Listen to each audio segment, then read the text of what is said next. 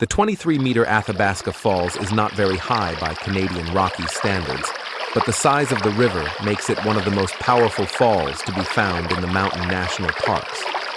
Pouring over a layer of hard quartzite, the falls have cut into the softer limestone beneath, carving intricate features, including potholes and a short canyon. In 1862, the Overlanders traveled along the Athabasca River, headed for the Cariboo Goldrush, followed 30 years later by two national railways. Today, one railway and a transcontinental highway follow parts of the river through the park. Recognized for its historical, natural, and recreational values, the Athabasca was designated a Canadian Heritage River in 1989. Athabasca Falls is located 30 minutes south of Jasper, inside Jasper National Park, in the southwestern part of Alberta.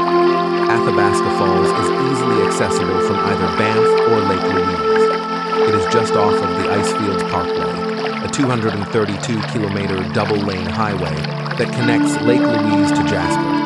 The parkway itself features over 100 glaciers, waterfalls, and views of the Canadian Rocky Mountains.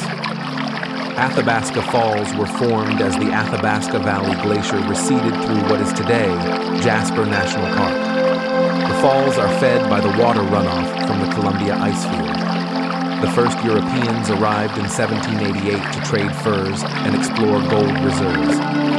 Jasper Park was established on September 14, 1907, and it gained the title of a national park with the passing of the 1930 National Parks Act.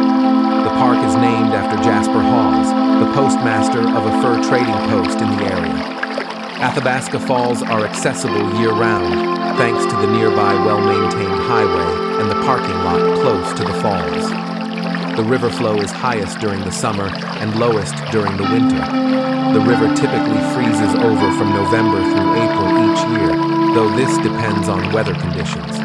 The summer climate is temperate, with July being the warmest month, seeing average temperatures of 22.5 degrees. Winters are harsh and cold, and temperatures rarely reach higher than 8-degree close.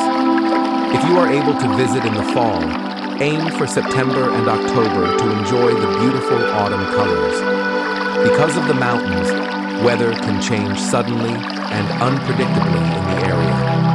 Ensure you are prepared for a variety of conditions, including rain, wind, or sudden drops in temperature before you set out.